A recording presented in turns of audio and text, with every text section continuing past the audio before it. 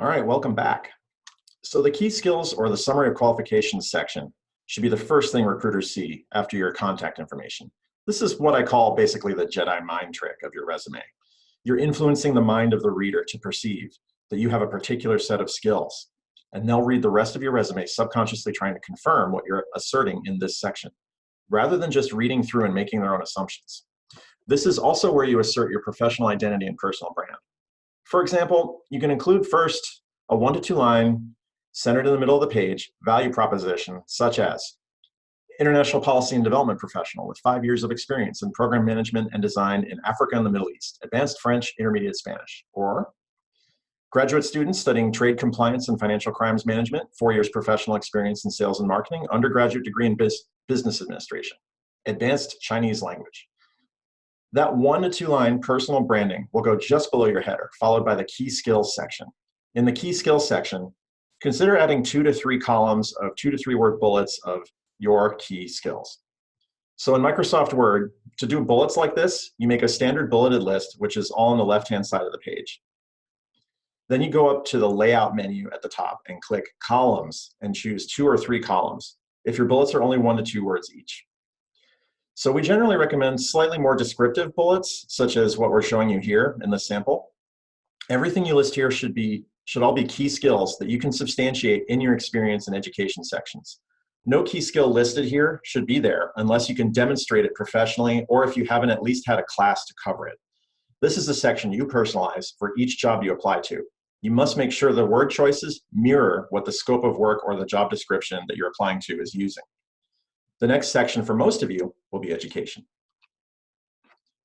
So since many of you are here at MIS to make yourselves more competitive for very specific positions, it might be a good idea to list education above your experience section.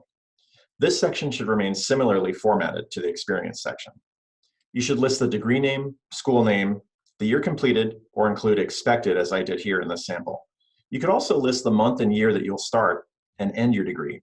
If needed for the job you're applying to, list some relevant coursework for the example here. You don't have to use exact course names, as many course names can be too long or not exactly relevant to the job. You can simplify it and list more general things like advanced French or financial crime management and prevention courses. Definitely list your specialization or focus areas as well.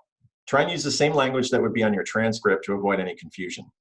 List any relevant projects that are applicable to the required skills of the job to which you're applying. You can also list these under a separate projects section towards the end of your resume, that I'll go over later. Or you can list it here under your master's degree in the education section, depending on how much space you're taking up. This is the section to list other relevant experiences, such as study abroad, honors, or any other scholarships you've been awarded.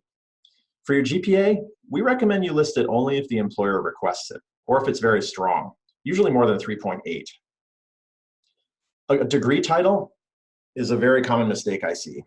Almost all of you here are completing a Master of Arts in International Policy and Development, Non-Proliferation and Terrorism Studies, International Trade and Economic Diplomacy, International Environmental Policy.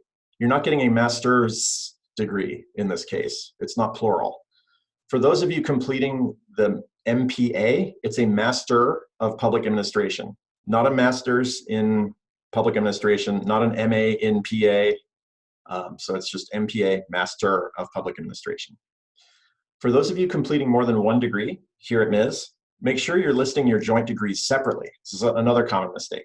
So if you're doing ITED and MPA, or ITED and IPD, IEM and MPA, etc., you're getting 2 distinct master's degrees. You're selling yourself short by combining them on your resume or LinkedIn. In this case, lead with the most relevant degree to the job you're applying to. This also goes out for the bachelor's to master's students. You have a unique opportunity to list both your degrees on your resume now, as you're enrolled concurrently in both. All right, now that we've gone over the key skills and education section, it's your turn. Take a look at your resume, make the changes according to our advice. In the next session, we're going to dig into the most important part of your resume, the experience section.